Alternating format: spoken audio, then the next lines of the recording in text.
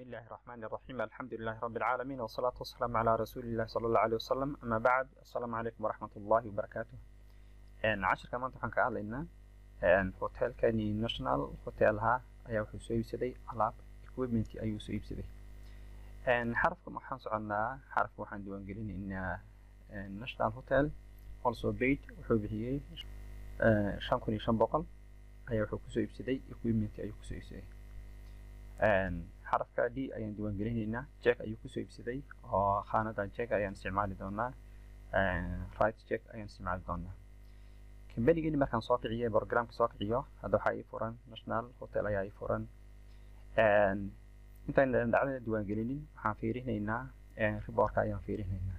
reportka waxaan ka iman karnaa report waa iman karaa then company and financial then balance sheet standard waa iman karaa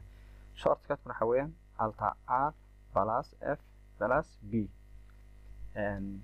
si tartiib hadaan u qoran alta markaan taabto xarfaha korka ee menuga iconadaas ayuu hoos ka xariiqayaa alta ayaan taabanayaa then R ayaan taabanayaa R markaan taabto then F ayaan taabanayaa company financial then B ayaan taabanayaa si degdeg hadaan u qoran waa alta R plus F plus B shortcut kaas weeyaan dhacdada aan diiwaan gelinayna taas ayay noqonaysaa right check ayaan isticmaalaynaa kambanigani ayaa wuxuu bixiyay 5500 equipment qalab ay ku soo iibsaday sida sariirihii iyo TV-yadii iyo wixii lamid ah hotelka lagu qalabeynayay ayuu ku soo iibsaday company waan isticmaali karaa make general waan isticmaali karaa laakiin waxaan isticmaalayaa maadaama check la qoray right check ayaan isticmaalaynaa banki baan imaanayaa then right check shortcut waxa weeyaan control W hadaan dhahaan halkan taagan right check ayaan imaanayaa midda ugu horeysa waxa weeyaan waa banking account meesha lacagta laga bixinayo hal account ayaa inoo abuuran waana checking account weeyaan waxa ku jirta 150 kun ayaa ku jira midda xigta waxa weeyaan waa date xilliga la qorayo weeyaan date xilligan la jooga ayaan qorayaa aniga laakiin hadda xilliga dib u celinaysa ama horey date xagan ayaa ka bedelaysaa midda saddexaad waxa weeyaan pay to order of cid la siinayo weeyaan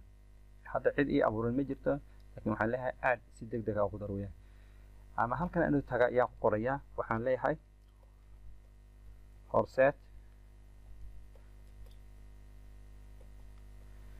furniture taasan ku qoraya waa company ama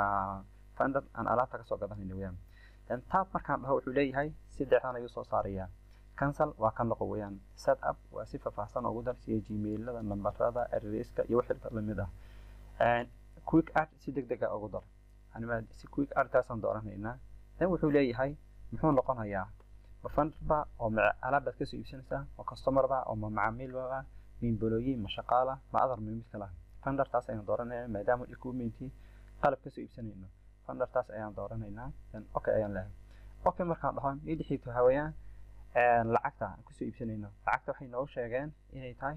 500 inay tahay dan lacagtiina ku qoriyaa 5500 dan tab ayaan leeyahay tab markaan dhaho lacagtii ayaa wuxuu bedelayaa figures ayuu bedelayaa dan mimoga faahfaahinta waxa lagu garanayo waxaan leeyahay mimoga ayaa lagu qoriyaa purchase of equipment for cash for check ayaa lagu soo iibsaday dan waxaan imanayaa account ayaan imanayaa item iyo expenses hoostiisa ayaan imanayaa sida asalka waxa weeyaan xagan account expenses in lagu qoran laakiin waxaan soo qabanayaa ku asset ayaan soo qabanayaa assetkan soo qabanaya wuxuu noqonayaa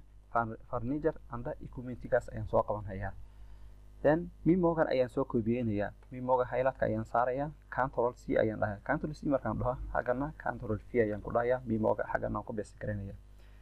xagan account-ka soo garaya ama fixed asset haada ama expense haada waa la debit garanayaa oo lacagtan waa debitkiisa xagiis ayaa lagu shubayaa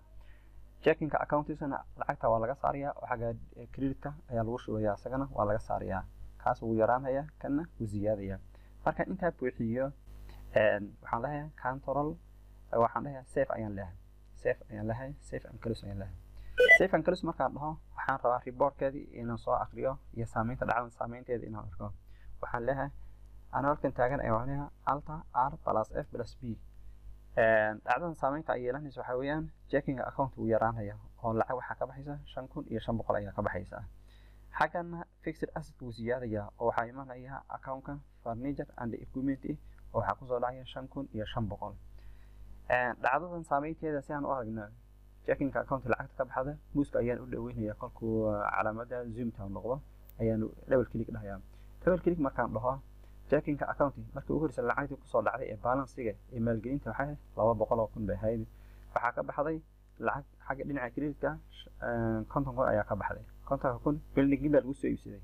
oo waa tii ahayd maalgelin dhulka aan ku soo iibsanay haddana waxaa ka baxday 5,500 oo waxa weyn waa furniture and equipment qaanada aan isticmaalayna waxa weyn waa check ayaan qoray taariikhda 11-kaadii waxaan ka soo iibsanay horseed furniture waxaan siinay 5,500 hadda checking account waxaa ku soo hadhay 144,500 ayaa ku soo hadhay dhacdana saameynteeda saas ayay noqonaysaa oo dhacdana saameynteeda waxay noqonaysaa asset ayaa ziyaaday assetna wuu yaraaday checking account ayaa yaraaday